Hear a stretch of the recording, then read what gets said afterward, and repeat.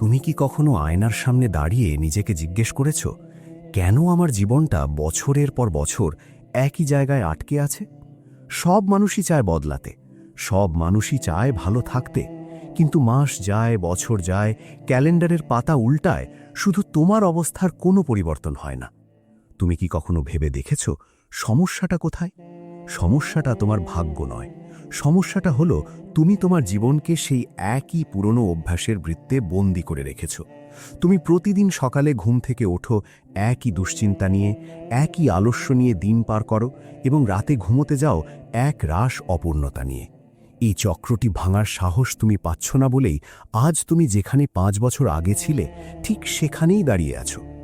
আজ আমি তোমাকে এমন 3টি বিষয়ের কথা বলবো যা যদি তুমি মাত্র 30 দিন কঠোরভাবে মেনে চলতে পারো, তবে তোমার মন, শরীর এবং পকেটের অবস্থা চিরতরে বদলে যাবে। এটি কোনো জাদু মন্ত্র নয়, এটি কোনো সস্তা মোটিভেশনাল গল্প নয়, এটি হলো তোমার জীবনের মেরুদণ্ড সোজা করার একটি বাস্তব এবং কঠিন পরিকল্পনা। এই 30 দিন তোমার জন্য হবে একটি অগ্নি পরীক্ষা, যেখানে তুমি তোমার পুরনো সত্তাকে পুড়িয়ে নতুন এক শক্তিশালী নিজেকে জন্ম দেবে। প্রথম বিষয়টি হলো তোমার মস্তিষ্কের নিয়ন্ত্রণ বা মাইন্ড ডিটক্স। তোমার মন হলো একটি অত্যন্ত উর্বর বাগানের মতো। তুমি যদি সেখানে সযত্নে বীজ বপন না করো এবং সারাক্ষণ আগাছা জন্মাতে দাও, তবে সেখানে কখনো সুন্দর ফুল ফুটবে না, বরং বিষাক্ত ঝোপঝাড়ে ভরে যাবে। আমরা প্রতিদিন আমাদের মস্তিষ্কে যা ঢুকিয়ে দিচ্ছি তা হতে পারে ফোনের স্ক্রিনে দেখা ঘন্টার পর ঘন্টা অর্থহীন ভিডিও, অন্যের সফলতায় ঈর্ষা কিংবা অহেতুক অতীত নিয়ে দুশ্চিন্তা। এই সব জঞ্জালই আমাদের ব্যক্তিত্ব এবং ভবিষ্যৎ গড়ে দিচ্ছে। তুমি যখন সকালে চোখ খুলেই ফোনের নীল আলোর নিচে নিজেকে সঁপে দাও, তখনই তুমি তোমার দিনের নিয়ন্ত্রণ হারিয়ে ফেলো। 30 দিন যদি তুমি তোমার মন থেকে এই ডিজিটাল জঞ্জাল সরিয়ে ফেলতে পারো, যদি তুমি তোমার সোশ্যাল মিডিয়ার ফিড থেকে সেই সব মানুষকে সরিয়ে দাও যারা তোমাকে হীনমন্যতায় ভোগায়, তবেই তোমার মস্তিষ্কে নতুন চিন্তার জায়গা তৈরি হবে। এই 30 দিন তুমি নিজেকে সঁপে দাও জ্ঞানীর কাছে। প্রতিদিন অন্তত 30 মিনিট গভীর কোনো বই পড়ার অভ্যেস করো। বই পড়ার সময় তোমার মস্তিষ্ক নতুন নতুন নিউরাল পাথওয়ে তৈরি করে, যা তোমার কল্পনা শক্তি এবং বিচার বুদ্ধিকে তীক্ষ্ণ করে। যখন তুমি নিয়মিত গুণী মানুষের চিন্তাগুলো নিজের ভেতরে ধারণ করবে, তখন দেখবে তোমার কথা বলার ধরন বদলে গেছে, তোমার চিন্তার গভীরতা বেড়েছে। তুমি তখন আর তুচ্ছ আবেগ বা রাগের বশবর্তী হয়ে কোনো হঠকারী সিদ্ধান্ত নেবে না। তুমি প্রতিটি পদক্ষেপ ফেলবে ঠান্ডা মাথায় এবং অকাট্য যুক্তি দিয়ে। মনে রাখবে, তোমার চিন্তার মানই ঠিক করে দেয় তোমার জীবনের মান কেমন হবে। যার চিন্তা যত স্বচ্ছ, তার গন্তব্য তত পরিষ্কার। দ্বিতীয় বিষয়টি হলো তোমার শরীর। আমরা অনেক সময় অবহেলা করে ভাবি শরীর তো শুধু একটা রক্ত মাংসের কাঠামো, এর সাথে জীবনের বড় বড় সফলতার কি সম্পর্ক?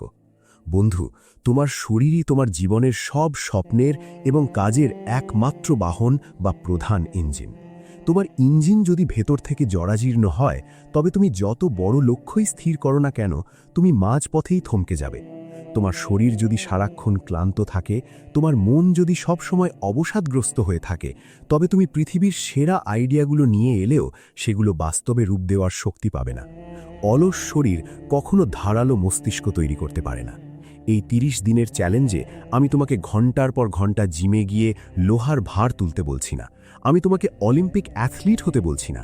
আমি বলছি শুধু প্রতিদিন নিয়ম করে সূর্য ওঠার আগে বিছানা ছাড়া এবং অন্তত 30 মিনিট নিজের শরীরের যত্ন নিতে। হতে পারে সেটা দ্রুত হাঁটা, যোগা করা কিংবা ঘরের কোণে সাধারণ কিছু ফ্রি হ্যান্ড ব্যায়াম। যখন তুমি ঘাম ঝরাবে, তখন তোমার শরীরে এন্ডরফিন হরমোন নিঃসরিত হবে, যা তোমাকে প্রফুল্ল রাখবে।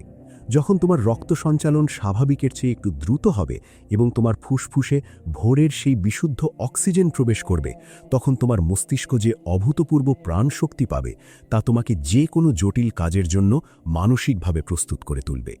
তুমি লক্ষ্য করে দেখবে, যারা সফল তারা তাদের শরীরের প্রতি অত্যন্ত যত্নশীল, কারণ তারা জানে একটি সুস্থ এবং শক্তিশালী শরীরই হল আত্মবিশ্বাসের মূল উৎস।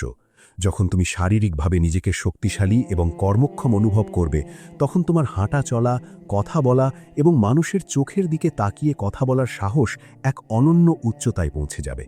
এই 30 দিন তুমি তোমার খাবার তালিকায় সচেতন হও, ভাজা পোড়া আর চিনিযুক্ত বিষ বর্জন করো, নিজের শরীরকে একটি মন্দিরের মতো শ্রদ্ধা করো। দেখবে এই শরীরই তোমাকে তোমার স্বপ্নের শিখরে পৌঁছে দিচ্ছে।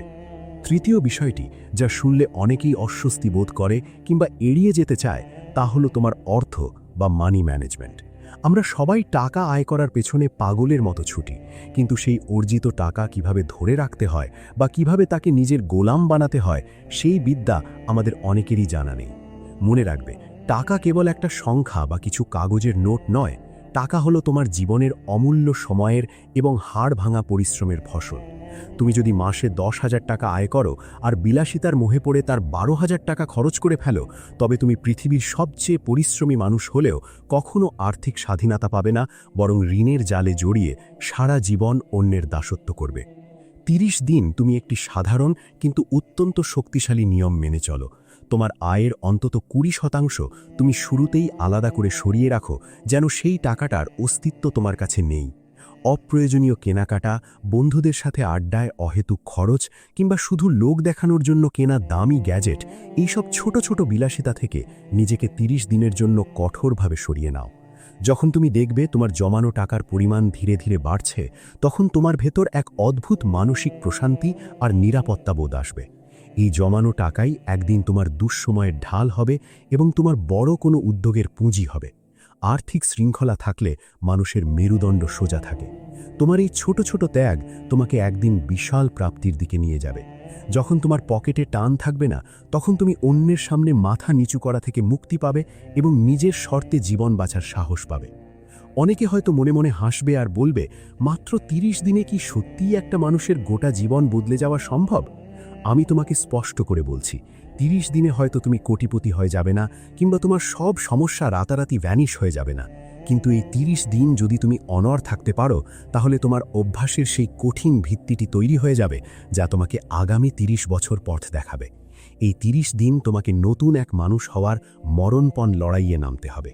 তোমাকে অনেক সামাজিক অনুষ্ঠান ত্যাগ করতে হবে, অনেক কাছের বন্ধুকে না বলতে শিখতে হবে যারা তোমার সময় নষ্ট করে, অনেক আরামের ঘুম বিসর্জন দিয়ে রাত জেগে নিজের দক্ষতার ওপর কাজ করতে হবে।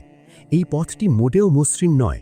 এখানে বারবার তোমার মন তোমাকে পুরনো অভ্যাসে ফিরে যেতে প্ররোচিত করবে, কিন্তু তোমাকে মনে রাখতে হবে, সাধারণ জীবন আর অসাধারণ জীবনের মধ্যে পার্থক্য গড়ে দেয় এই না বলার ক্ষমতা এবং আত্মসংযম। এই 30 দিনের কষ্টের শেষে যখন তুমি আয়নার সামনে দাঁড়াবে, তখন যে মানুষটিকে তুমি দেখতে পাবে, সে হবে আগের চেয়ে অনেক বেশি স্থির, অনেক বেশি আত্মবিশ্বাসী এবং জীবনের লক্ষ্য নিয়ে অনেক বেশি সচেতন। এই যে ভিডিওটি তুমি এতক্ষণ ধরে দেখলে, এটি কি কেবল একটি ভিডিও, নাকি তোমার জীবনের জন্য কোনো স্বর্গীয় সংকেত?